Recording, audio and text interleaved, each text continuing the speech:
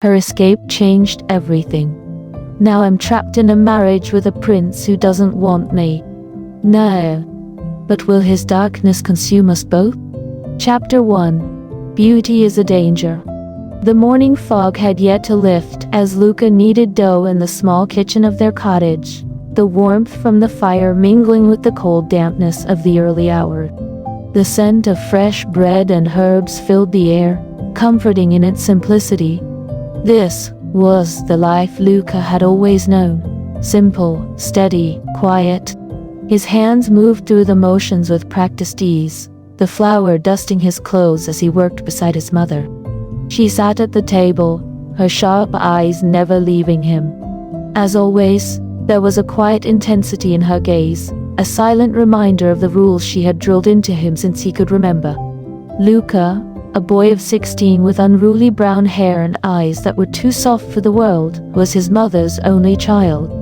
The two of them had lived on the outskirts of the capital for as long as Luca could recall, far from the bustling streets and towering spires of the royal palace. Their existence was humble, mostly unknown to those who lived in the city. A caterer by trade, his mother supplied simple fare for local feasts and events, never aspiring to more than what they had. Remember, Luca, his mother's voice cut through the stillness, as it always did when she felt the need to remind him of his place. There is no room for beauty in a world like ours. It will only bring trouble. Power sees beauty as weakness, and beauty will always make you a tart. Luca didn't answer. He had heard these words too many times. His mother spoke them often, as if they were a mantra, warning him to hide whatever softness and beauty might lie within him. She had always been careful with her own appearance, hiding her features beneath dull fabrics, her face often hard and without expression. But it was her concern for Luca that ran deepest in her heart. She had seen the world's cruelty too many times and knew well that those who were noticed by the powerful often paid a high price for it. Luca, however, had always felt the pull of beauty like a distant, aching longing. He adored the fleeting moments of beauty in the world, the warmth of the sun on his face, the bright colors of a flower in bloom, or the vibrant hues of a sunset reflected on the still water of the nearby river. But he also understood that such things were dangerous, even fatal, in a world ruled by the whims of the elite. It wasn't that Luca was particularly handsome, but his features were undeniably delicate. His pale skin, dark eyes, and expressive face often made him stand out, something that terrified him, especially when he thought of the palace. His mother had made sure he knew that if he were ever seen as more than ordinary, it could bring ruin upon them both. "I know, Mother," he said quietly, his hands stilling for a moment before he began kneading the dough again. His voice was soft, almost apologetic, as though he feared to disappoint her, though he never fully understood why. His mother sighed and glanced out the window, watching the mist rise from the forest. "You must never forget," she continued, her tone low but firm. "There is no honor in being seen. If anyone notices you, if anyone praises you, they will seek to control you. You must remain in the shadows. Do you understand?" Luca nodded obediently, though his heart felt heavy. He didn't want to hide. It was as though he were meant for something more, something brighter. He longed to step beyond the borders of this quiet life, to feel the pulse of the city, to see what lay beyond the safety of the small, quiet life his mother had created for them. But he didn't dare voice these thoughts. As he finished preparing the dough, a messenger arrived, his footsteps echoing on the wooden floor. Luca's mother looked up sharply as the young man stepped inside, his expression unreadable. He was carrying a sealed letter, its wax stamp bearing the royal insignia. "For Luca of the outskirts," the messenger said, handing the letter to Luca's mother. She took it wordlessly, her brows furrowed as she broke the seal. Luca watched with a nervous flutter in his chest. His mother scanned the letter quickly before passing it to him. "From the palace," she muttered under her breath. "A summons." Luca hesitated for only a moment before breaking the seal. The elegant script of the letter scrolled across the parchment, and as he read the words, his heart began to race. By royal decree, Luca of the outskirts is hereby requested to attend the engagement banquet of Prince Kingston, heir to the throne, at the royal palace of Ardon. Your presence is required as a caterer. Luca swallowed, his throat suddenly dry. The prince. The invitation was nothing extraordinary for his mother. She had worked at the palace many times, preparing simple meals for the nobility. But for Luca, this was different. This wasn't a simple task of delivering food. The royal palace, the prince, the engagement banquet, it was more than he could comprehend. Luca's mother read the letter over his shoulder, and he saw the way her face tightened, the worry in her eyes deepening. She set the letter down with a heavy sigh. "This is a mistake," she said, her voice harsh. "I told you not to get involved. This is too dangerous. You're too visible. The prince, there's no telling what could happen." "But..." Luca started, his voice small, almost apologetic. "It's just catering. We've done this before, Mother, and it's not like I'll be noticed. I'll just..." "No," his mother cut him off sharply. "It's too much. Don't you see? They'll notice you. It's only a matter of time before they see your face. And once you're seen, there's no going back." Luca looked down at the letter, feeling the weight of his mother's words. But beneath the fear, beneath the caution, something else stirred. A strange pull. It was the same pull he'd felt as a child, gazing at the distant spires of the palace. The same feeling he had when he thought of something more than the small life he had always known. "I have to go," he whispered, more to himself than to her. His mother's face hardened with worry, but she said nothing more. She knew, as mothers often did, when a decision was already made. She handed him his cloak, her expression unreadable. "Go then, but remember what I've told you, and come back to me, Luca. You are mine. Don't let them take you." Luca nodded, the fear in his chest pressing down harder than ever, but a quiet thrill surged through him nonetheless. This would change everything. He wasn't sure how or why, but he could feel it in his bones. With a final look at his mother, Luca left the warmth of the cottage and stepped into the cold morning air, the world beyond the small house stretching out before him. He didn't look back. Luca's heart raced as he stood before the palace gates, his breath visible in the chill of the morning air. The towering walls, guarded by armed soldiers, loomed before him like the mouth of some great beast.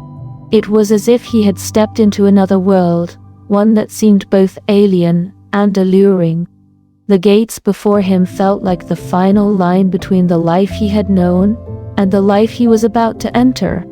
He was terrified, but he was also intrigued. This was the moment he had always feared. His life would never be the same. With a deep breath, Luca stepped forward. The gate slowly creaked open, welcoming him into the world of power, beauty, and danger.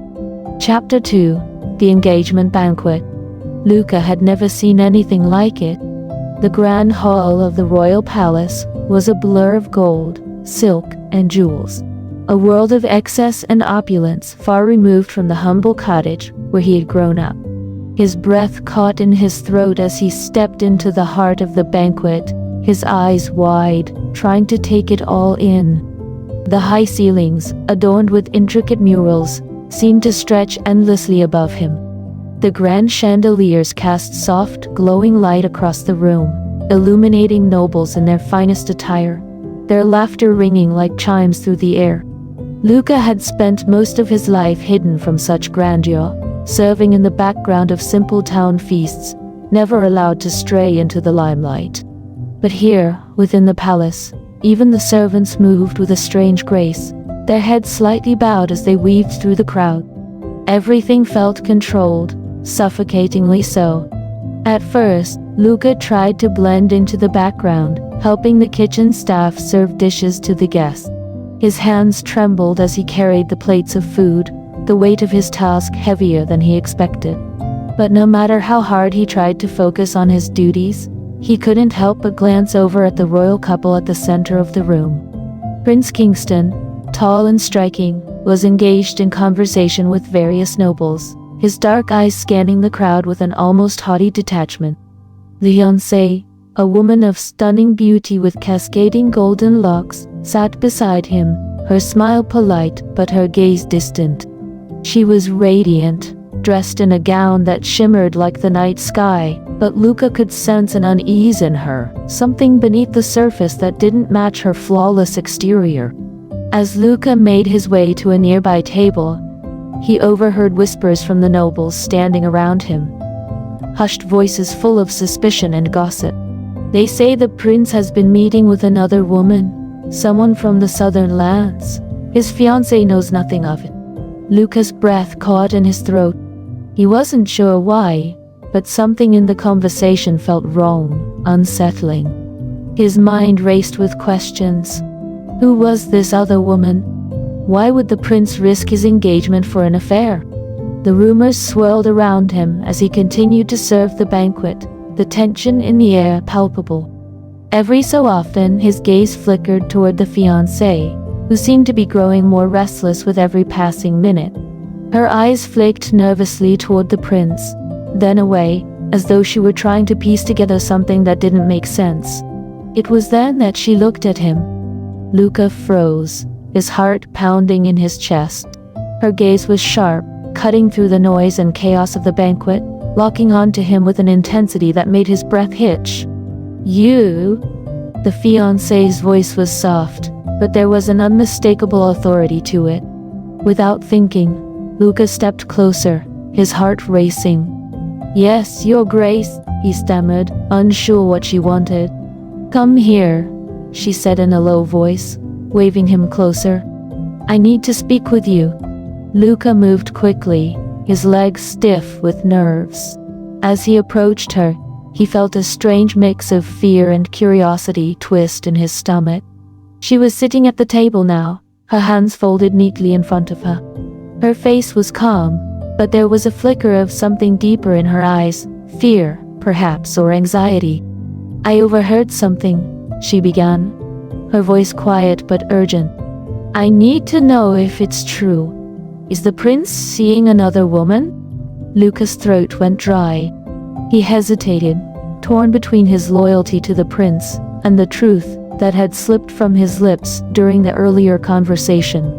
His eyes darted around the room, ensuring no one was paying attention. I heard rumors," Luca confessed, his voice barely a whisper.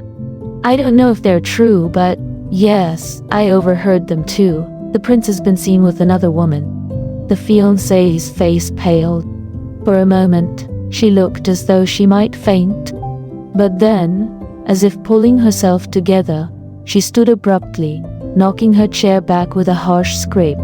Luca's heart pounded in his chest. What should he do? He had just confirmed the rumors, and now the fiancée was unraveling before him. Before he could say anything more, she turned to him, her face full of determination.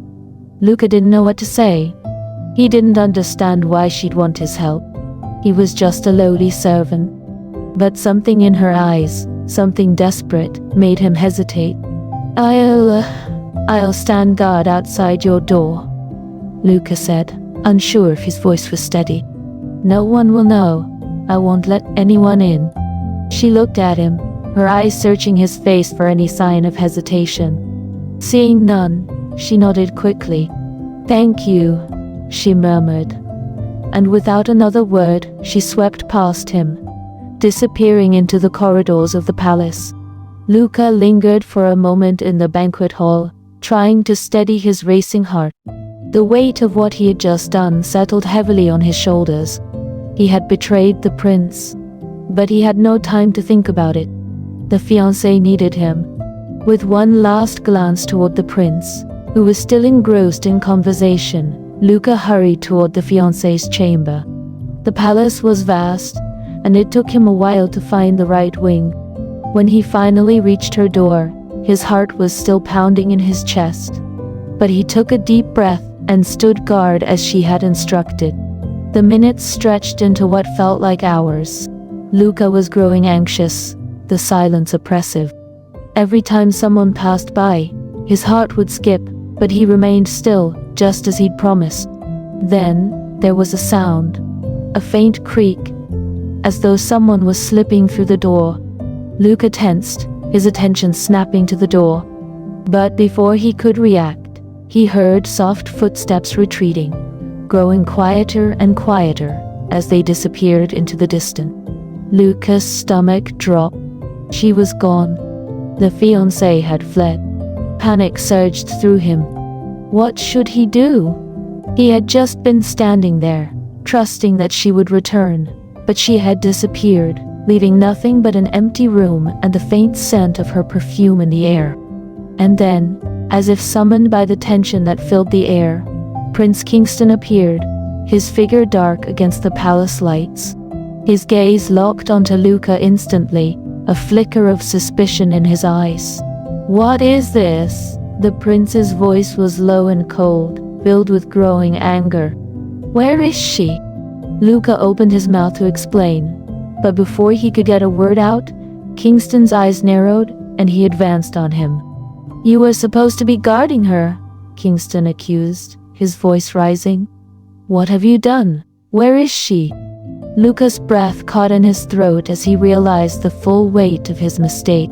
He had failed, and now the prince's fury would be his to bear.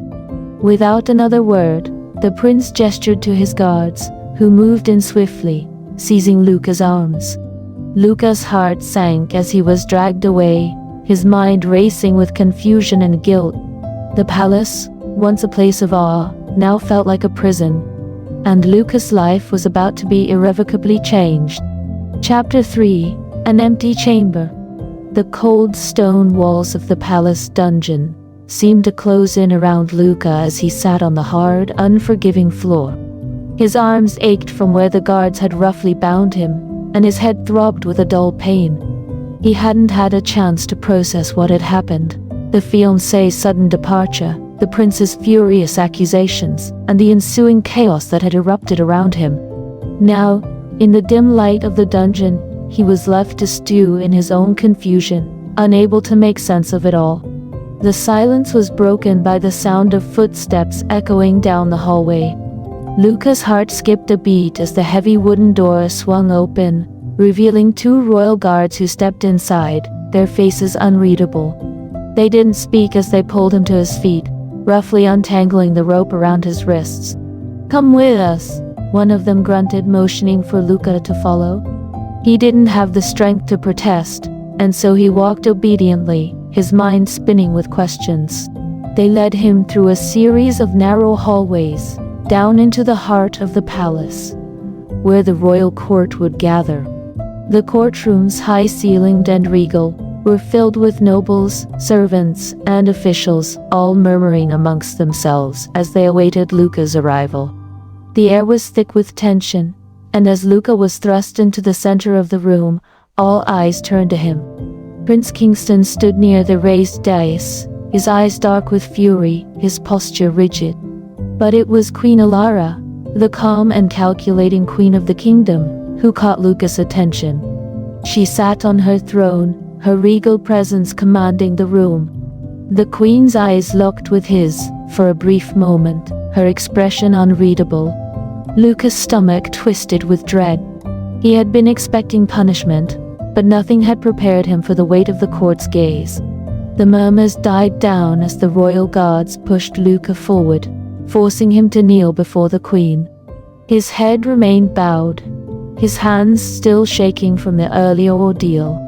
"I'm innocent," Luca blurted out before anyone could speak. His voice cracked from fear, and he couldn't help but tremble. "I swear to you, I only did as I was told. I was guarding the door. I didn't know she would leave. Please, Your Majesty, I had no part in this." The room was silent, save for the faint rustling of the nobles as they whispered amongst themselves. Prince Kingston's gaze was fixed on Luca, his face tight with anger, but he said nothing. Luca's heart raced as he pleaded for his innocence. The queen's gaze was still upon him, unyielding, though there was a slight shift in her expression. "Enough, Luca." The queen's voice cut through the tension like a blade. It was calm, but there was a finality to it. "You stand accused of aiding in the disappearance of the princess-to-be, a betrayal to this kingdom. The truth, whether you like it or not, is irrelevant." Luca's chest tightened. He was only a servant, a commoner with no power, and yet here he was, standing before the queen, the prince, and the entire court, as though he were a criminal. Despite his protests, despite his insistence that he was innocent, he knew he was already condemned. The guilt had been placed upon him the moment he was found standing in the fiancé's empty chamber. Queen Ilara's voice broke the silence once again. "What happened to the fiancé is of little importance now." Her words were sharp, commanding attention. "What matters is that the stability of the throne is threatened. We cannot allow this scandal to spread any further. The prince's marriage must go ahead, and we must restore the order that has been disrupted." Luca's heart sank. He couldn't understand what she meant. The fiancé had run away, but how could this justify what was happening to him now? He opened his mouth to speak, but his voice faltered as Queen Ilara stood. "Luca," she said, her voice ringing through the room, "you are no longer a mere servant in the eyes of this court. For your role in this disruption, you will bear the responsibility of the fiancé's absence. You will marry Prince Kingston in her place." Luca's breath hitched. His mind whirled. "What?" he whispered, unable to believe what he was hearing. I can't. You have no choice." The queen's voice was stern, as though her decision had already been made. "The marriage must proceed. You will replace the runaway bride. The court will not tolerate the scandal of this engagement being disrupted further. You, Luca, will marry Prince Kingston, and this matter will be settled once and for all." Luca's knees buckled beneath him, and for a moment, he thought he might collapse right there on the floor. He opened his mouth to protest, but no words came. Marry the prince. The idea was unthinkable. He was just a lowly caterer, a commoner with no standing in the kingdom. How could he possibly? But the queen's cold, unwavering gaze silenced him. Her words were final. The court had spoken, and there was no room for disagreement. He could feel the weight of their judgment bearing down on him. Prince Kingston, standing just a few paces away, finally spoke, his voice low and menacing. "This is your punishment, Luca," he said, his eyes glinting with something dangerous. "You will be the one to bear the shame. You will be the one to clean up this mess, even if it means marrying me in her place." Luca's heart clenched in his chest. He looked up at the prince, but the coldness in Kingston's eyes made him shiver. There was no sympathy in the prince's gaze, only resentment and contempt. Luca realized, with growing dread, that this marriage wasn't going to be an escape. It would be a punishment, an act of submission that would strip him of whatever dignity he had left. The room erupted into a flurry of murmurs, but Queen Ilara raised her hand to silence them.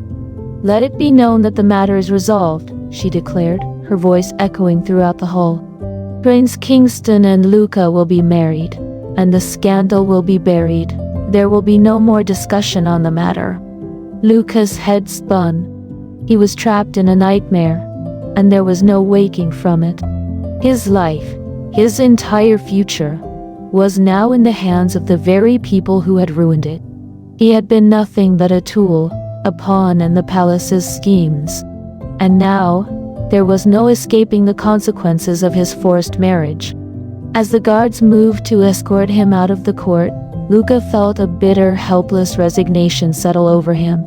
He had no choice.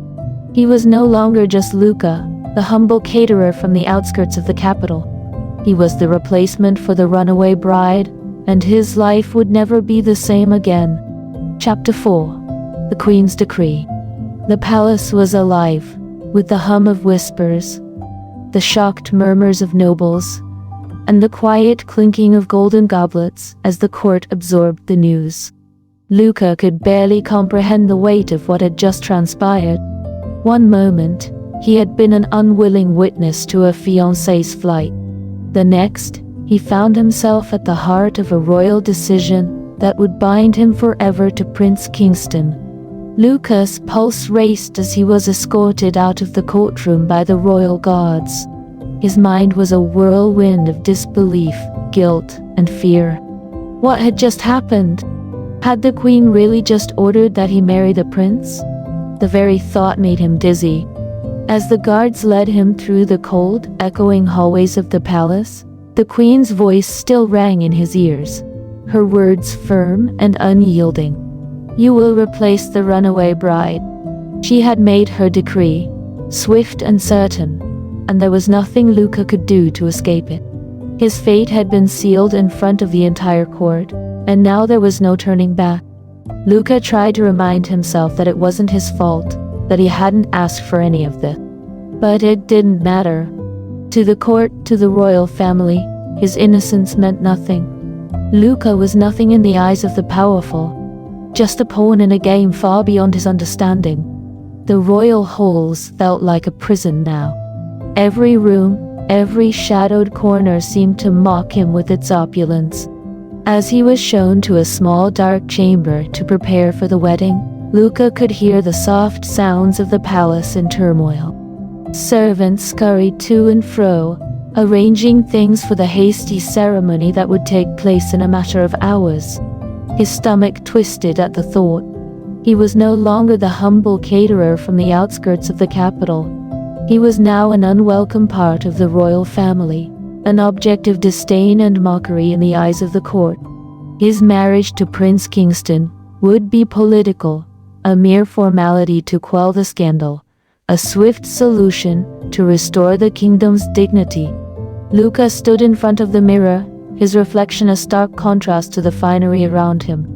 A suit of royal silk had been hastily tailored for him, its deep blue color only accentuating the feeling of alienness that settled over him. The clothes were a perfect fit, but the fabric felt like a strange armor, stiff and foreign against his skin. He didn't belong in them. He didn't belong here. He could hear the whispers from the servants in the hallway, their hushed voices carrying through the thin walls. They spoke of him as if he were some kind of oddity, a commoner thrust into the position of royal consort. His hands shook, the weight of the situation sinking in. How had it all gone so wrong? Luca was just a man trying to make a living, someone who had never asked for power or fame. All he wanted was a simple life, free from the danger of being seen. And now, here he was, standing on the precipice of a life he had never imagined, forced into a marriage to the very prince whose engagement he had unwittingly shattered. The palace courtyard was silent, save for the occasional flutter of a distant flag in the breeze. The grand hall had been prepared for the wedding, its walls draped with white and gold, the air thick with the scent of roses and lilies.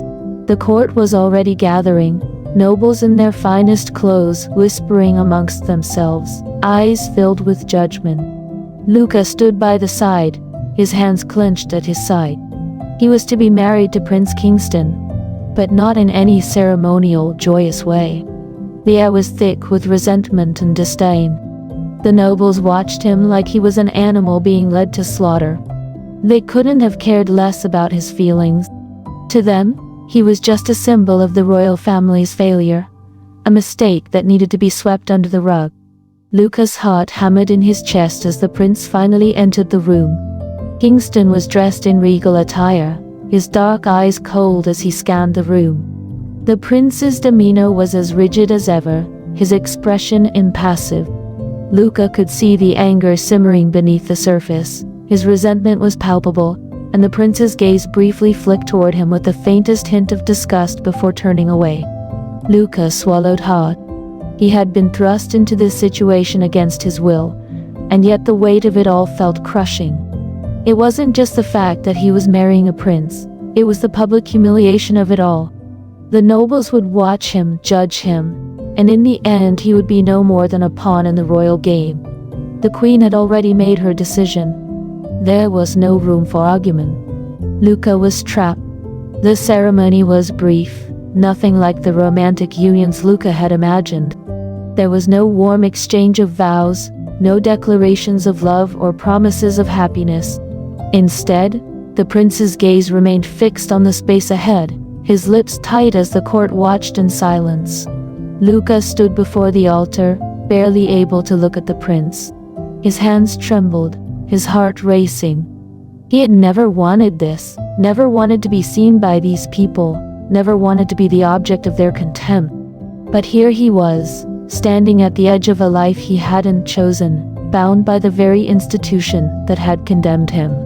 The queen's voice rang out, her words clear and authoritative. "Do you, Luca, take Prince Kingston as your husband?" Luca's heart stuttered. His mind screamed for him to run, to break free from the chains of this ceremony. But the pressure of the court, the weight of the eyes upon him, forced the words out of his mouth. "Yes, I do."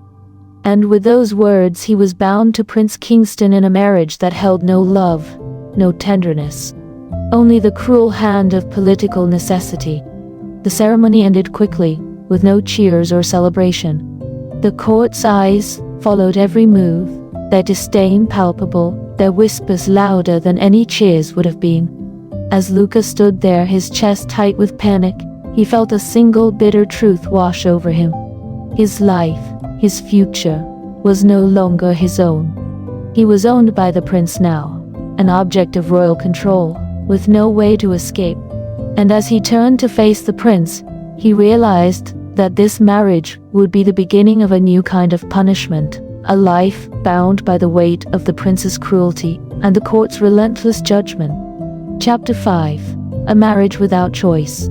The silence in the grand hall was deafening as the ceremony drew to a close.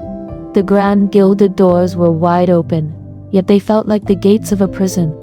Luca's stomach churned, the weight of the royal court's eyes pressing down on him.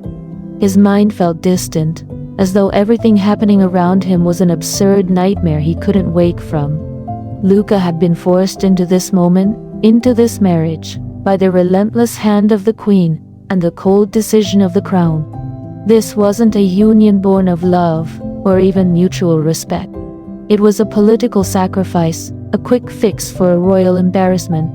He barely registered the words of the clergy, the priest's voice a soft, distant hum, until the point of no return came, the exchange of wedding rings. Luca's hands were clammy, his pulse racing. He had not expected the pain that would come next. Prince Kingston stood before him, the silver ring glinting in his hand. Luca's breath hitched in his chest, his palms slick with sweat. The prince's expression was a mask of anger and resentment, his jaw clenched tightly. Kingston's eyes flicked to Luca briefly, just long enough for their gazes to lock. There was no warmth, no comfort in the look, only contempt. When Kingston reached out to take Luca's hand, it felt like the weight of the world was pressing down on him. The prince's grip was uncomfortably tight, almost suffocating. The coldness in Kingston's touch was unlike anything Luca had ever experienced, a stark reminder that this was not a union of love, but of duty and disgrace. When the ring was placed on Luca's finger, Kingston's hand tightened further. Luca flinched involuntarily as the prince's fingers dug into his skin. He could feel the sharp bite of the silver ring as it slid roughly into place, the cold metal pressing into his flesh like a brand. Luca gasped softly, but no one seemed to notice. The court watched in stunned silence, as though they too understood the full extent of the humiliation this moment represented. The prince didn't say a word as he forced Luca's hand back into position. Each movement was deliberate, meant to show control, to assert dominance. The prince was reminding Luca, and everyone present, that this marriage was not one of mutual respect but of submission. When the ceremony ended, Luca felt like a spectacle. His legs trembled beneath him, but he forced himself to stand tall, to keep his back straight as the prince's new consort. The nobles in the room eyed him with thinly veiled disdain, and Luca could almost feel their contempt radiating through the air. His chest tightened as he glanced around, realizing that everyone knew. This wasn't a wedding of celebration. It was the embarrassment of the royal family made public. The fact that a commoner was now wed to the heir of the throne was an offense in and of itself. He wasn't a prince's consort. He was the disgrace, the reminder of the scandal that had shaken the palace to its core.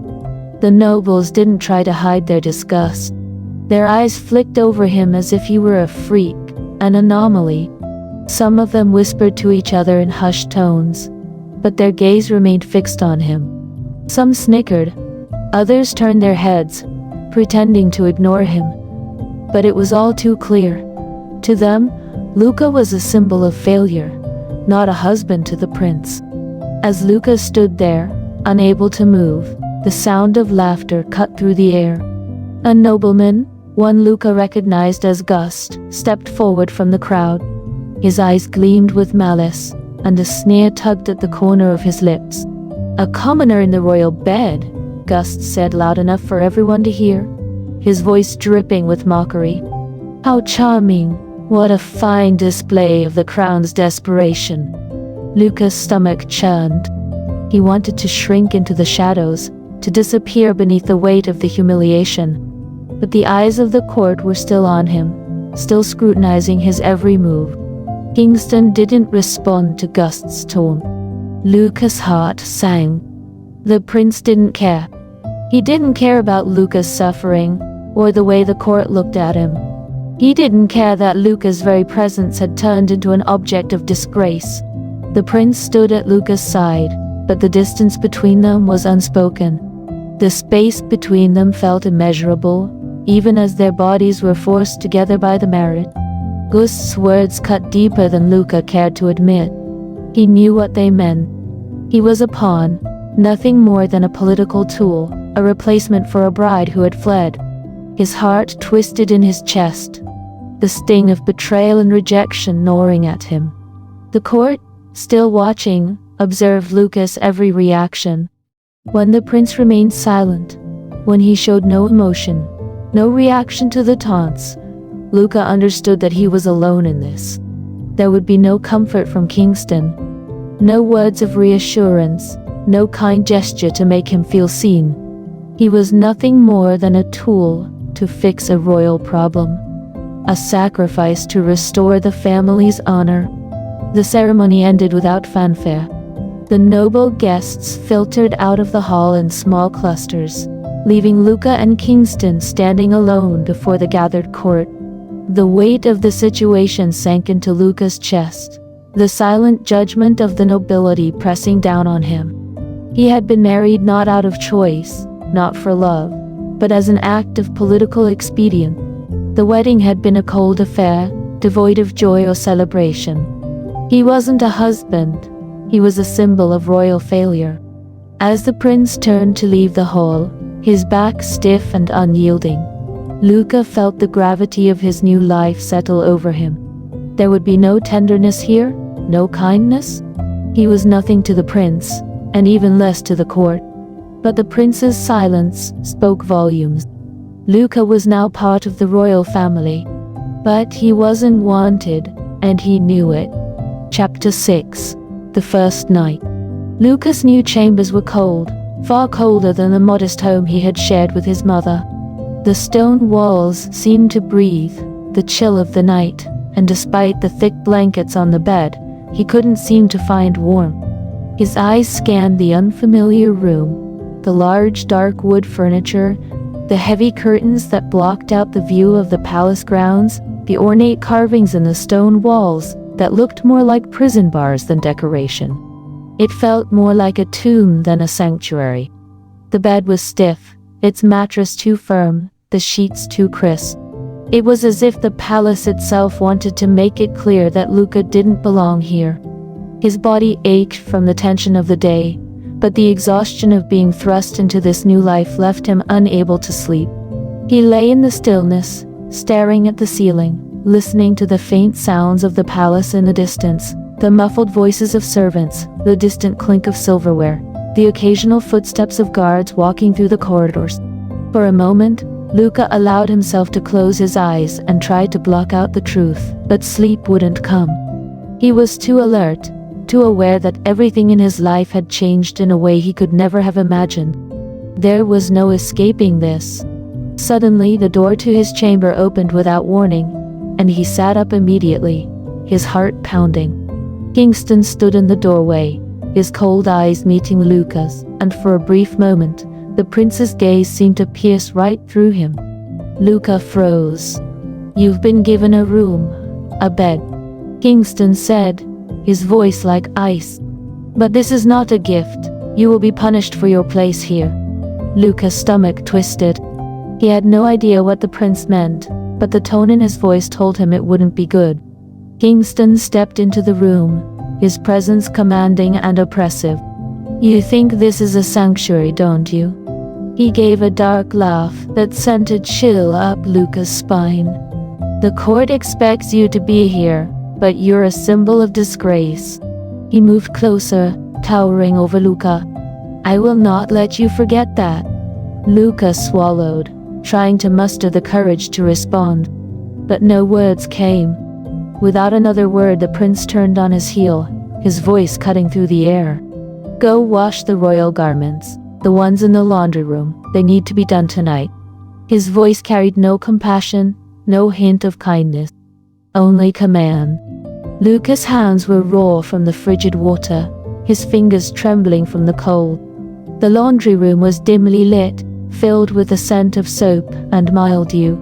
He had been forced to soak and scrub garments, finely woven silk and embroidered satin, all under the prince's unyielding gaze. The cold water sloshed in the basin, freezing against his hands as he worked. His numb fingers ached with each motion, the cold seeping deep into his bones, but he dared not stop. The work was tedious. Each garment felt heavier than the last, and the sharp cold made it nearly impossible to concentrate. His hands felt as though they were being pricked with thousands of needles as he scrubbed at the fabric, desperately trying to keep up. The water felt like ice against his skin, but he didn't dare complain. He couldn't. Kingston watched him with cold eyes, standing in the doorway, saying nothing, as if waiting for Luca to break. His presence was a constant reminder that Luca was nothing but a tool, no more than an object of punishment, a pawn in a game he hadn't asked to play. Luca's chest tightened with the weight of the silence between them, the harsh cold making it difficult to breathe. But he kept his head down, enduring the pain. His mind raced, thinking of his mother, of the simple life they had shared. He had been so far removed from all of this, the cold, the grandeur, the cruelty. He was so far from the life he had known, it was like a distant memory. By the time Luca finished washing the garments, his hands were raw, his arms aching with exhaustion. The room seemed to spin as he moved toward the door, his legs heavy beneath him. He knew he had to return to his room, but every step felt like an eternity. He passed the grand halls of the palace, his mind spinning with the images of his new life. The glittering corridors, the mocking stares of the courtiers, the haunting silence of the prince. Nothing felt real anymore. When Luca returned to his chamber, he barely had the strength to undress. His muscles screamed in protest as he slowly slipped out of his damp, cold clothes and climbed into the bed. It felt like a prison. The sheets were too thin to provide warmth, and the pillow too hard to offer comfort. But even with exhaustion pulling at him, Luca couldn't find sleep. The coldness of the room seeped deeper than just the air. It was in his bones, in his heart. The reality of what had happened, of the marriage he had been forced into, weighed heavily on him. He could hear the distant sounds of the palace continuing its dance around him. The muffled footsteps of guards, the occasional chatter of servants, while he lay in the stillness of his empty bed, feeling completely alone. Luca's body ached, but it was his soul that felt the pain the most. His life had changed beyond recognition in a matter of hours. He had been chosen not for any merit, not for love or companionship, but because he was the only option left to the royal family. He wasn't a husband to Prince Kingston. He was a symbol of disgrace, a reminder of a broken engagement and a lost future. Tears burned in his eyes, but he refused to let them fall. There was no use in crying. Not when everything was already beyond repair. He closed his eyes, exhausted beyond measure but unable to sleep, wondering what the future held for him in this cold, oppressive palace. Would this ever end? Would the prince ever see him as more than a punishment? Luca wasn't sure. All he knew was that he would have to endure. There was no other choice. Chapter 7. The Price of Obedience. Luca's body ached with every movement, the weight of exhaustion settling into his bones like an unshakable shadow. The prince's punishments had escalated, and now the tasks were designed not only to test his physical limits, but to break his will. Every action, every order Kingston gave was intended to force him into submission, to make him feel the full weight of his disgrace. The laundry room had become a familiar prison, its cold stone walls and bitter air a constant reminder of his new life.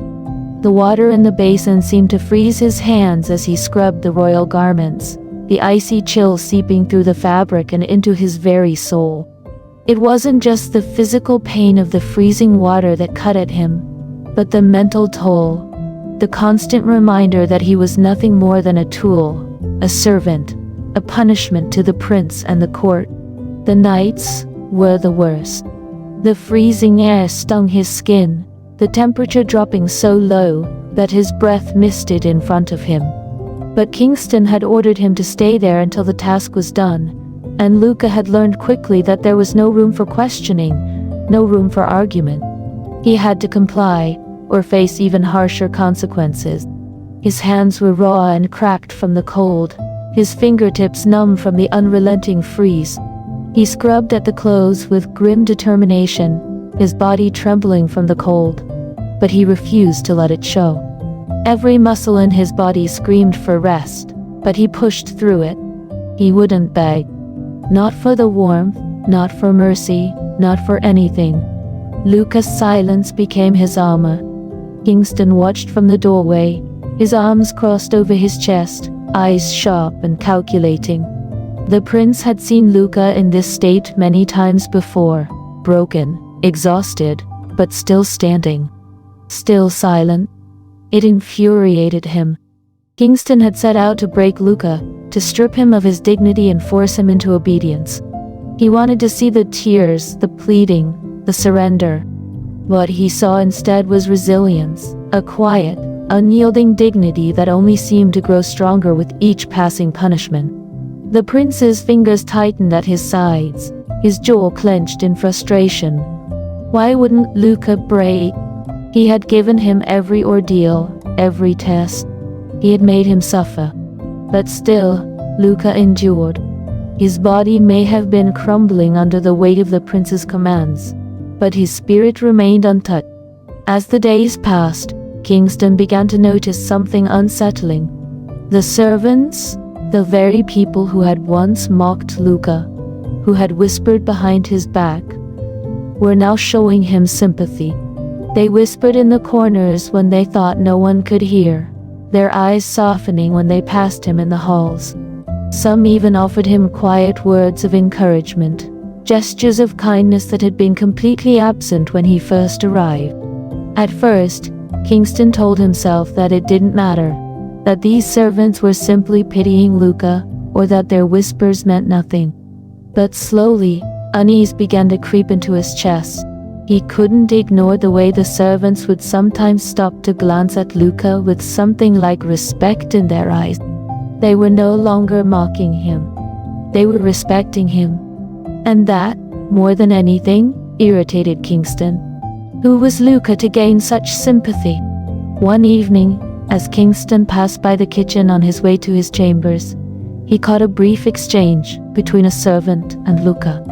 The young man, his face still pale from exhaustion, was holding a tray of food for the prince, but it was clear, from the way the servant smiled at Luca, no longer with mockery but with genuine respect, that something had changed. Kingston's stomach tightened with a dark feeling. He hadn't realized how much it had bothered him, seeing Luca receive these small acts of kindness. It felt like an affront. Wasn't he the prince? Wasn't he the one who held the power? Yet Luca was being treated like some kind of hero, his silent endurance turning him into something admired by those beneath him. The thought of Luca being admired, respected by others stirred something inside the prince, something he wasn't willing to acknowledge. Jealousy. That night, after another grueling round of punishment, Kingston found himself watching Luca once again. Luca stood in the courtyard, frozen and motionless, waiting for his orders as he had been commanded. The air was so cold, it made Luca's breath visible in the still night. His body trembled, his hands raw, but he held himself with the same quiet dignity he always did. Why wouldn't he break? Kingston asked himself again. Why wouldn't Luca cry out, beg for mercy like all the others? It should have pleased Kingston that Luca remained so stoic. He should have been satisfied that he had made Luca suffer, but instead, he was filled with something dark and unfamiliar. It was more than frustration. It was the insecurity that gnawed at him when he saw Luca's resilience, the way the others, those beneath him, admired Luca for enduring the torment that Kingston himself had forced him to endure. Luca wasn't supposed to be strong. He wasn't supposed to have any power. Yet here he was, silently defying Kingston's every attempt to break him. Luca's exhaustion weighed heavily on him as he trudged back to his chamber that night. His body seemed to protest each movement, the pain from the freezing water still fresh in his bones, but his resolve remained strong.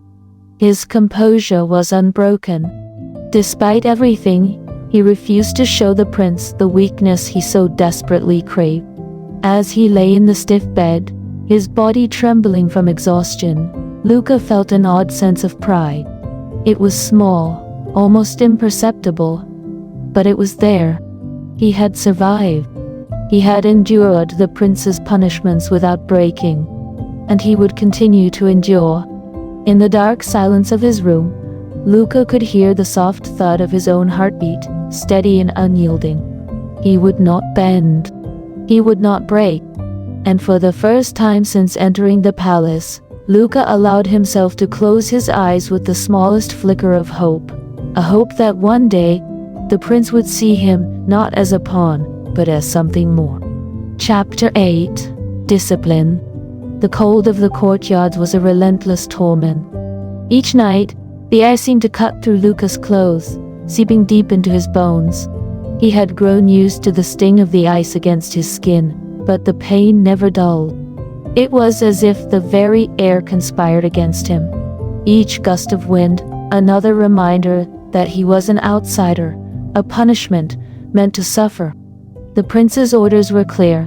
Luca was to stand motionless, facing the unyielding wind for hours on end. The courtyard itself was barren. No shelter, no warmth. Just the bare stone of the palace and the dark sky above. A constant reminder that he was alone. Kingston's cruel gaze was a shadow that always seemed to follow him. Luca wasn't given a choice. He was told to stand in the freezing cold without moving, without speaking. The prince's voice echoed in his mind. Endure. No shelter, no mercy.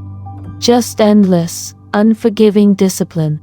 Luca's body trembled from the cold, his legs feeling like stone beneath him. His feet were numb, his fingers stiff, but he forced himself to remain standing, his posture straight and rigid. The prince's gaze never left him, watching from the palace window, observing from the shadows as Luca's body grew more and more frail under the strain. But Luca would not break. He had learned that silence was his shield. Silence, and the refusal to beg. That was the only way to survive in this cruel world of palace rules. Every step of his obedience felt like a deeper submission to his new life, but it was the only way to hold on to something, anything, that felt like freedom. The choice not to break was still his. As the hours stretched on, Kingston would come to inspect him. Every night he would pass by with a sneer, sometimes smiling cruelly at Luca's discomfort. It was as if the prince took pleasure in watching him suffer, watching him endure without ever showing a sign of weakness. Kingston's presence was like an oppressive weight on Luca's shoulders. The prince's eyes seemed to pierce him, searching for any sign of defiance, any flicker of emotion. But there was nothing. Luca remained still, his eyes forward, his body trembling but unmoving. Kingston would circle him like a predator, his steps slow and deliberate. He would pause in front of Luca, eyeing him with a mixture of contempt and curiosity. Luca's composure infuriated him. "You think this is strength, don't you?" Kingston would say, his voice low and cruel. "But it's nothing more than stubbornness. You'll break eventually." Luca didn't respond, didn't give the prince the satisfaction of even a glance. He simply held his position, silent. The longer he stood there, the more Kingston's frustration grew. It gnawed at him, seeing Luca's spirit untouched, his silence an impenetrable wall. Kingston would leave in a huff, his frustration palpable, but it didn't matter to Luca. His silence was his power. Each night was the same. The cold was unbearable, but Luca learned to find a strange sense of peace in the stillness. He was alone, yes, but in that silence, he could hear himself think, feel his own pulse beating steadily in his chest. The pain in his body, the cold, the exhaustion, became almost secondary to the quiet resolve that was growing inside him. Kingston's commands were designed to break him, but each night Luca stood his ground unbroken. And with each passing night, he could see the cracks forming in the prince's composure. Kingston's thoughts began to turn over and over in his mind. Why wasn't Luca reacting as he should? Everyone who had been punished like this had eventually broken, begging for mercy or showing some sign of weakness. But Luca, he refused. Kingston's frustration began to morph into something else, something darker, more unsettling. He had assumed Luca would eventually crumble under the weight of his humiliation and the cold. But why wasn't he? Kingston started watching Luca with a kind of fascination, almost like an experiment. He had forced him to endure task after task, each one more grueling than the last, each one meant to break Luca's spirit. And yet, Luca's resolve remained unshaken. It was as if the prince couldn't understand it, couldn't wrap his mind around the fact that Luca was stronger than he had ever anticipated. One night, after several hours of standing in the freezing cold, Luca felt his legs give out beneath him. His body, already ravaged by exhaustion, could no longer hold up. He collapsed to his knees, the shock of the cold stone against his skin sending a shudder through him. His breath came in shallow, labored gasps, and for a moment he thought he might lose consciousness. But he didn't scream. He didn't beg for mercy. The prince's eyes were on him from the palace window, watching his every movement. Kingston had seen Luca falter, but he said nothing. The prince's brow furrowed in disappointment, but a flicker of something else flashed through his gaze, something almost like admiration. Luca's collapse didn't signify defeat. It was just the body's response to the overwhelming strain. Despite the prince's cruel expectations, Luca's will had not shattered. The prince's lips pressed together in frustration as he watched Luca, still on his knees but maintaining his dignity, despite everything.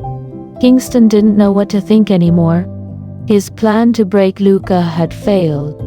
As Luca lay there, the icy cold of the stone floor seeping through his clothes, he allowed himself a brief moment of rest. His body was near shutting down, but his spirit remained unbroken. The prince's frustration had become almost irrelevant to him. It no longer mattered what Kingston wanted, what the palace expected. All that mattered was his own endurance, his refusal to break beneath the weight of this cruel, oppressive life. Luca closed his eyes for just a moment, allowing his body to relax, but he remained on the cold ground, his resolve still intact. No matter how much Kingston tried, he could not make Luca break. Chapter 9. seeds of jealousy. The palace had grown strangely quieter in recent weeks. The servants, once hostile or indifferent, now regarded Luca with a kind of reluctant respect. His endurance in the face of the prince's unrelenting punishments had made an impact. Though still a symbol of disgrace in the eyes of the court, Luca's silent resilience had earned him something unexpected. Whispers that once mocked him now spoke of him in a different light. The servants no longer saw him as a mere tool of punishment, but as a figure of strength, someone who endured when others would have broken. Some of the nobles, too, began to take notice. At first it was in passing glances, a polite word here, an unspoken acknowledgement there. But it wasn't just pity or curiosity. There was something more in their eyes. Something that recognized the strength in Luca, not the humiliation that the prince had forced upon him. Luca was walking through the grand hall of the palace during a royal gathering when he caught the eye of Lord Alden, a tall, well-groomed nobleman known for his sharp features and charm. He had seen Luca before, of course, but this time he seemed to regard him with more than mere curiosity. There was interest in his gaze, something Luca had never received from a noble before. "You look well, Luca." Lord Alden greeted him with a smile that was both charming and sincere. Luca hesitated for a moment, unsure how to respond, his discomfort evident. He was so used to being invisible in these gatherings, used to the cool indifference or outright disdain of the court. But there was something different in Alden's tone, genuine interest. "Thank you, my lord," Luca replied, a faint blush rising to his cheeks. He had grown accustomed to the cold, empty words of the court, but Alden's voice was warm. It was the first time in a long while that anyone had spoken to him with such kindness, and it unsettled him. Alden seemed to notice the quietness in Luca's demeanor and smiled softly. "There's something about you, your composure in all of this. It's impressive." Before Luca could respond, a shadow fell over the conversation. Prince Kingston entered the room, his piercing gaze immediately locking onto the two of them. Luca froze. There was a moment of silence, and Luca felt the air thicken around him. Kingston's eyes flashed with something dark and possessive as he approached. The warmth that had existed between Luca and Alden immediately evaporated, replaced by the familiar tension that Kingston's presence always brought. "Lord Alden," Kingston greeted the nobleman with a forced politeness, but his tone was colder than ice. His gaze never left Luca. "I believe you were just leaving." Alden looked at the prince, a brief flicker of confusion crossing his face. He opened his mouth as if to protest, but Kingston's cold stare made him think better of it. After a brief moment, Alden nodded, offering a polite but curt bow before slipping away into the crowd.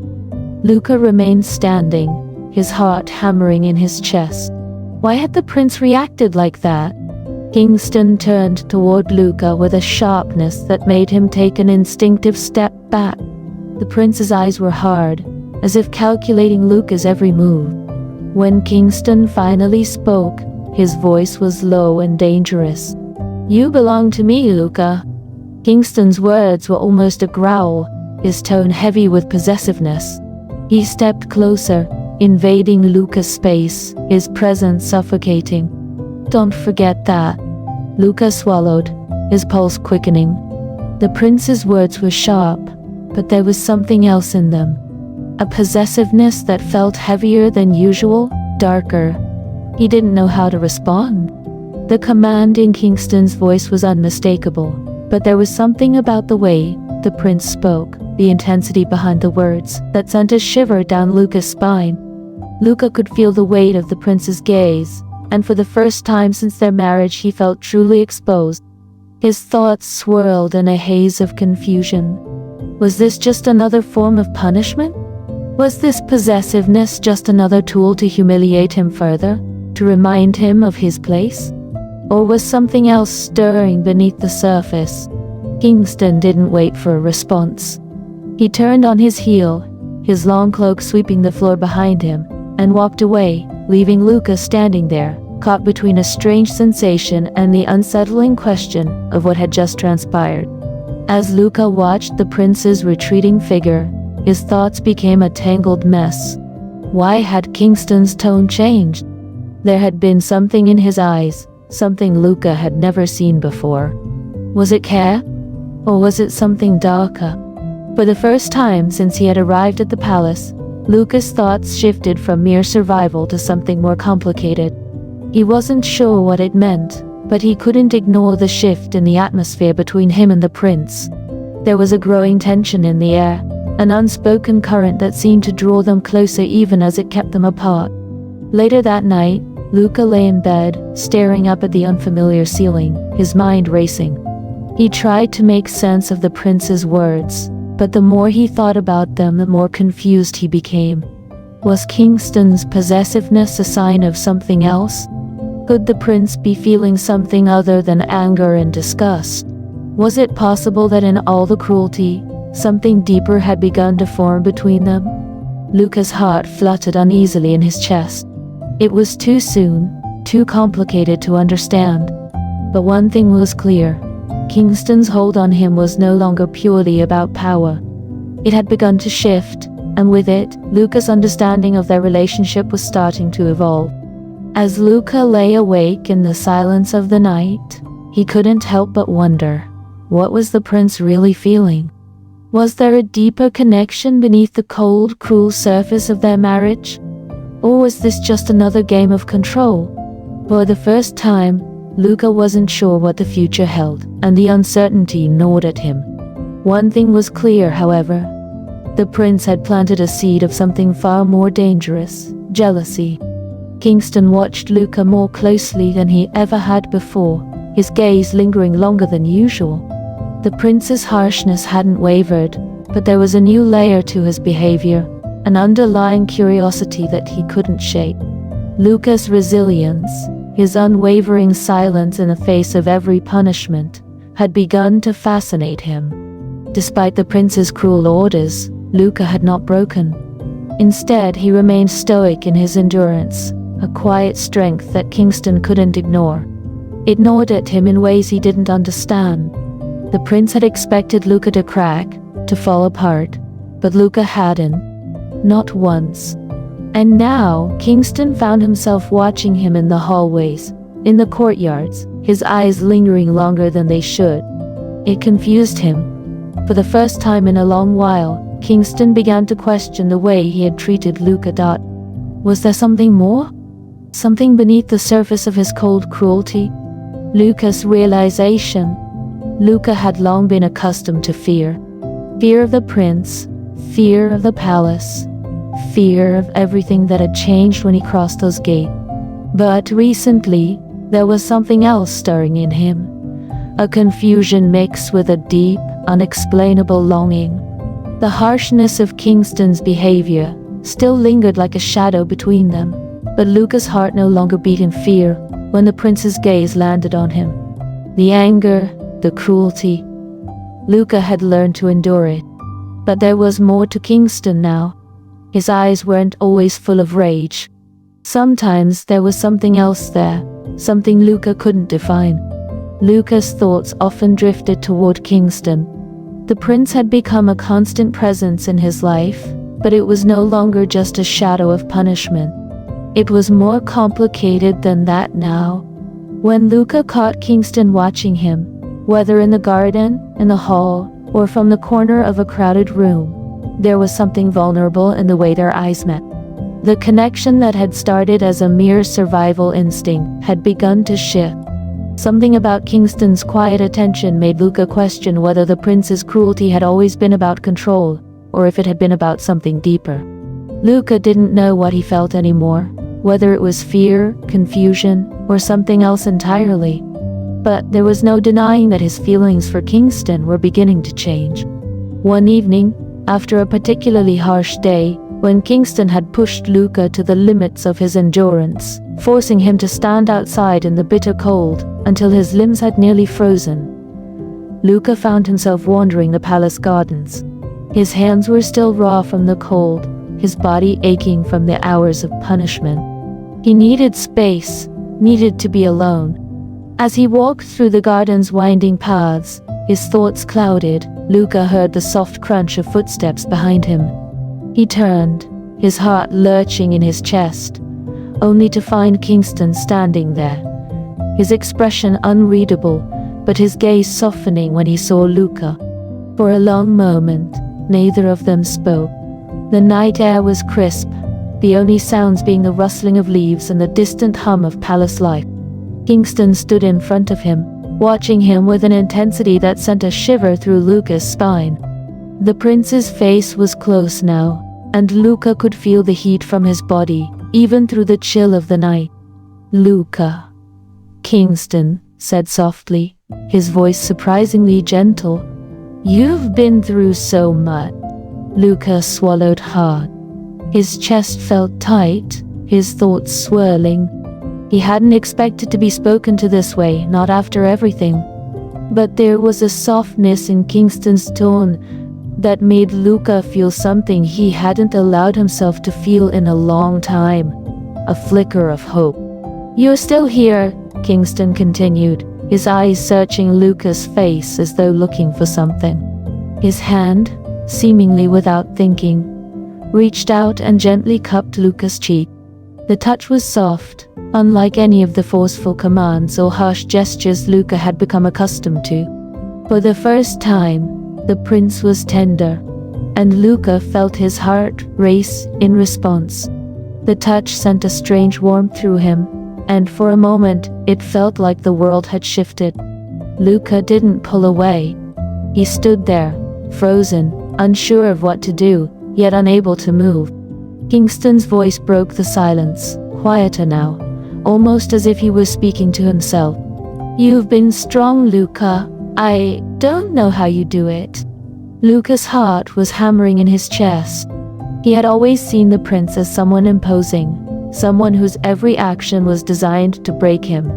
But now, there was a vulnerability in Kingston's eyes, a shift that Luca hadn't expected. The prince wasn't speaking to him as a servant anymore. He was speaking to him as something else, a man who had seen Luca's endurance and perhaps, for the first time, admired it. Luca's mind raced. He couldn't make sense of it. How could he? After everything the prince had done to him, how could he feel this way? But despite the confusion, Luca couldn't deny the pull in his chest.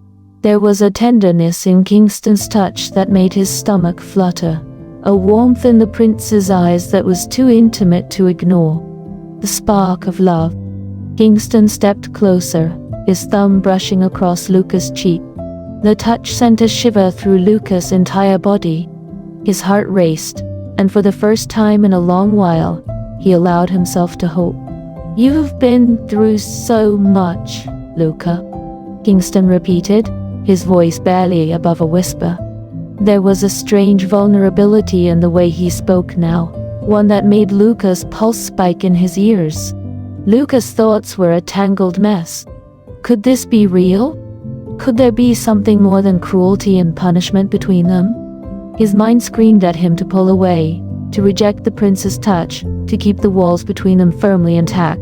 There was something in the air, something that had shifted between them, something that felt almost gentle. For the first time, Luca didn't feel like a mere object of cruelty.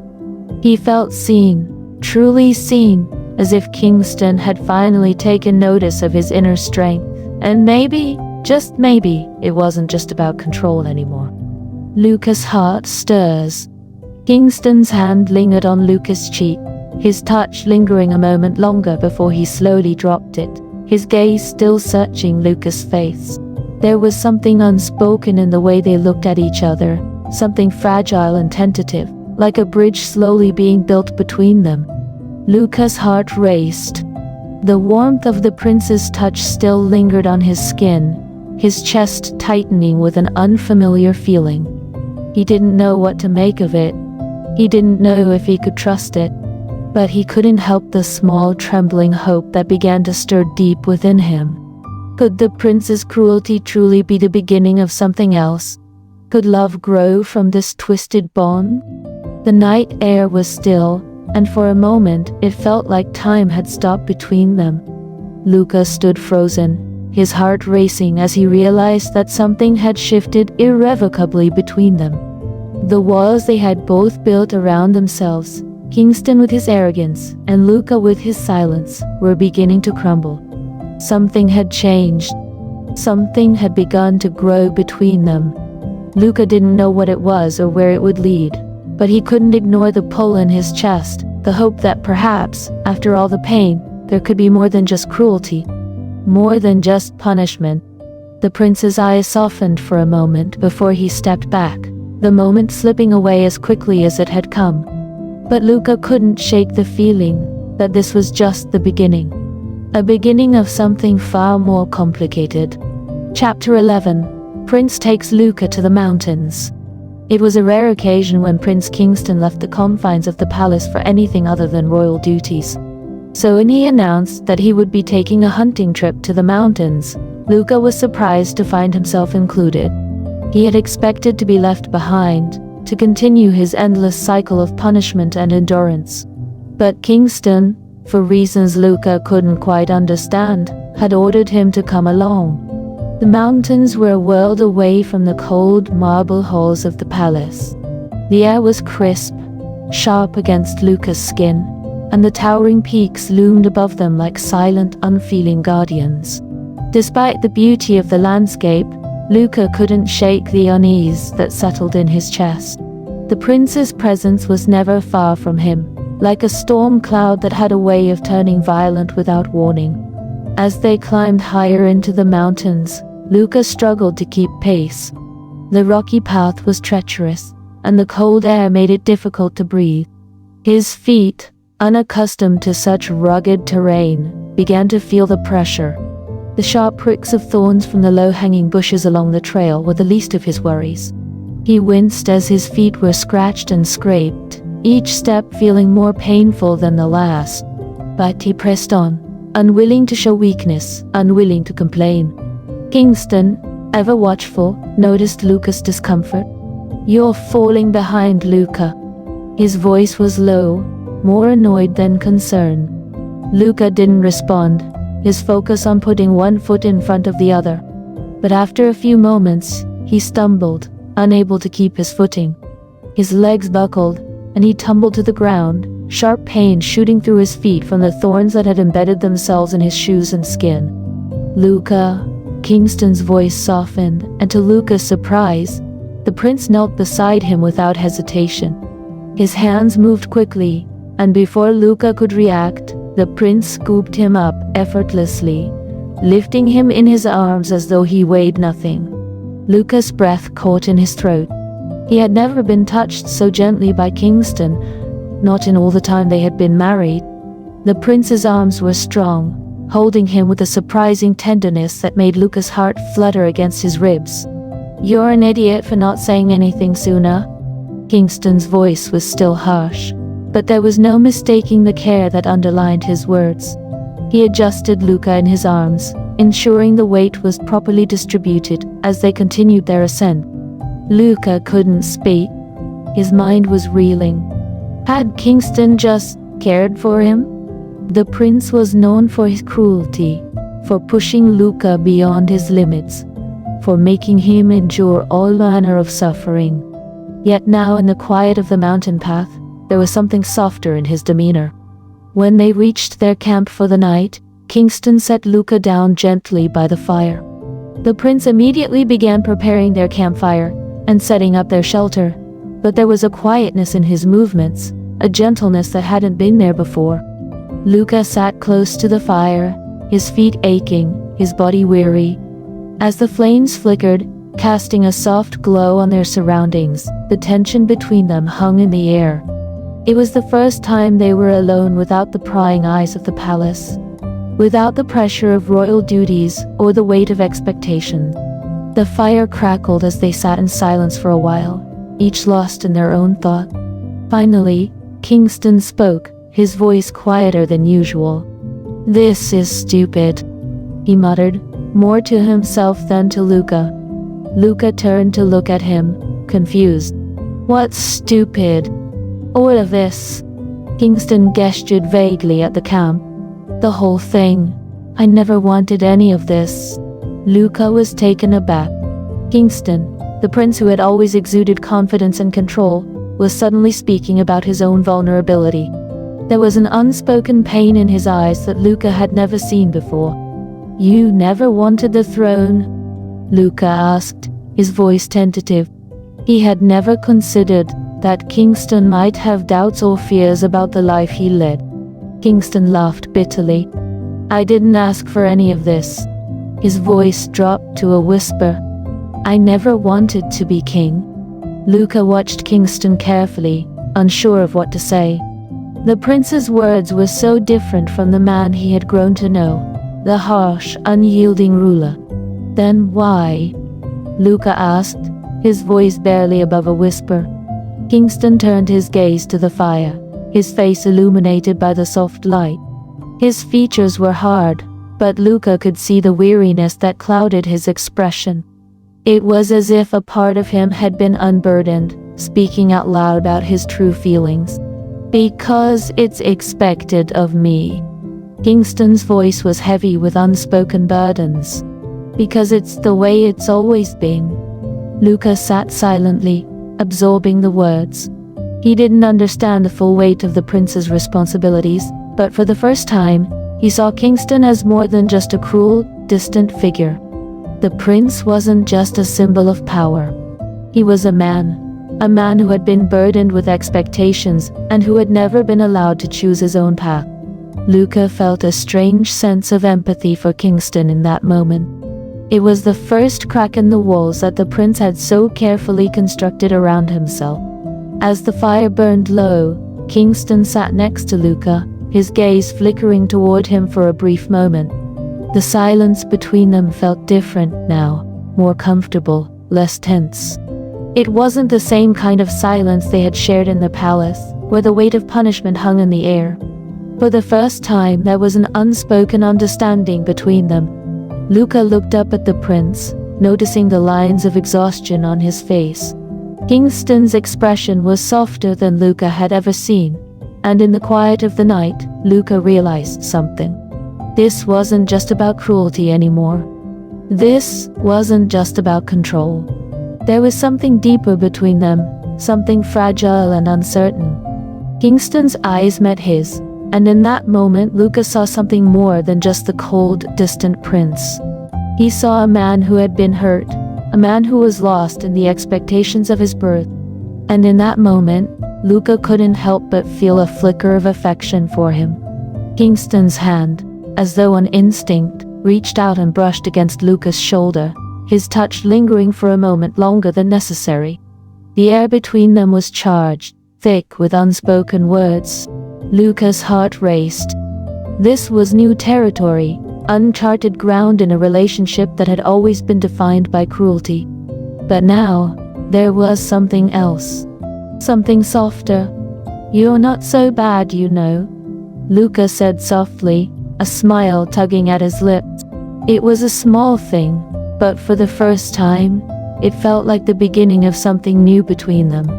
Kingston didn't answer immediately. His hand remained on Luca's shoulder, warm against the cold night air. "I've never had anyone say that to me before," Kingston said, his voice quieter than usual. The prince's words hung in the air, and for the first time, Luca felt a spark of affection between them. It wasn't just about the punishment anymore. It wasn't about Luca being a pawn in the prince's game. There was something real here, something that both of them were only beginning to understand. As the fire flickered out, Luca and Kingston sat in silence, their shoulders brushing against one another. The cold mountain air swirled around them, but in that moment, Luca felt warmth, not from the fire, but from the connection that was starting to bloom between them. For the first time since their marriage, Luca allowed himself to hope that maybe, just maybe, there was a chance for something more than just pain and punishment. And as Kingston looked at him, his eyes softening for a moment, he realized that his feelings for Luca were beginning to change. It wasn't just possessiveness anymore. It was something deeper. Chapter 12. Love Blossoms. The days following their trip to the mountains felt different. There was a subtle shift between Luca and Kingston, an unspoken understanding that had settled between them like a quiet river, flowing deeper each day. It was no longer just about cruelty or control. The prince had started to feel things he couldn't explain, things that terrified him, things he couldn't fight any longer. The deep well of jealousy, the strange possessiveness, the growing tenderness. Kingston couldn't deny it any longer. He had been fighting it for so long, pushing the feelings down, pretending they were just a consequence of his frustration or the nature of his power. But deep down, in the quiet moments when Luca was not looking, Kingston couldn't ignore it anymore. He was in love with Luca.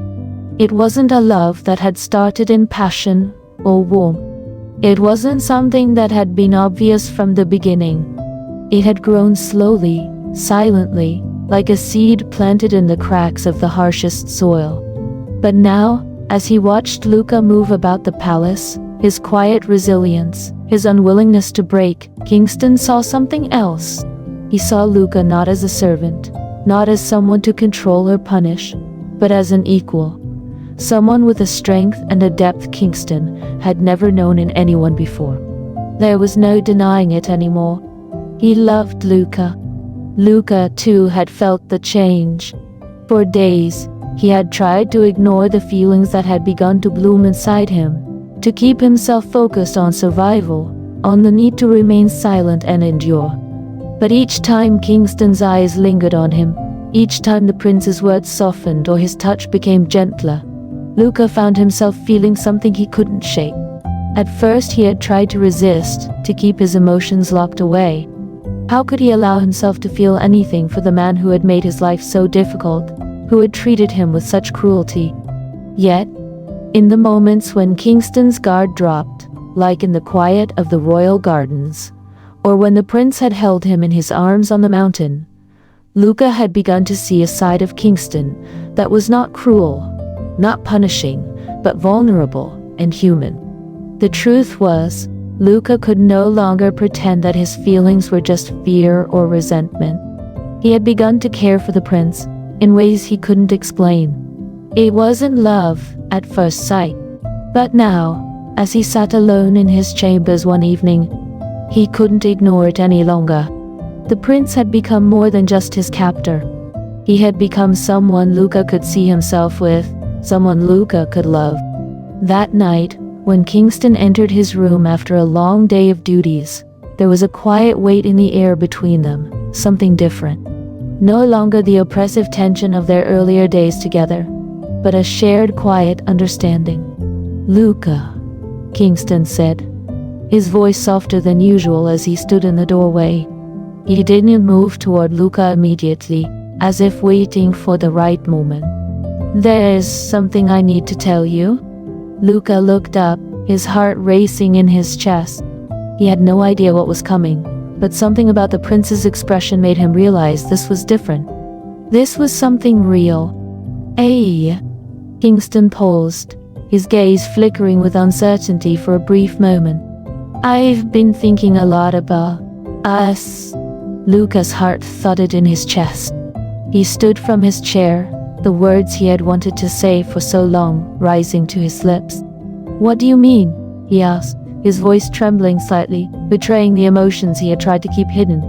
Kingston took a step forward, and the moment felt more intense than anything that had come before. "I know I've hurt you." The prince's voice cracked slightly, and it was clear he was fighting something deep inside him. "But I can't ignore it anymore. I can't ignore how I feel about you." Luca's breath caught in his throat, and he realized that he had been waiting for this moment, even if he hadn't fully understood it. He had been waiting for the prince to finally speak the truth, to break through the walls between them. You care for me?" Luca whispered, barely able to believe what he was hearing. Kingston's gaze softened, and for the first time, there was no anger, no command in his eyes. There was only raw honesty. "I do." Luca's heart skipped a beat. He had never expected this. Not from the man who had ordered him to endure everything with cold indifference, But now, standing before him, the prince's eyes were filled with something else. Vulnerability, and something deeper, something real. "I don't know when it happened," Kingston continued, his voice barely above a whisper. "But I can't pretend anymore. He paused, stepping closer to Luca.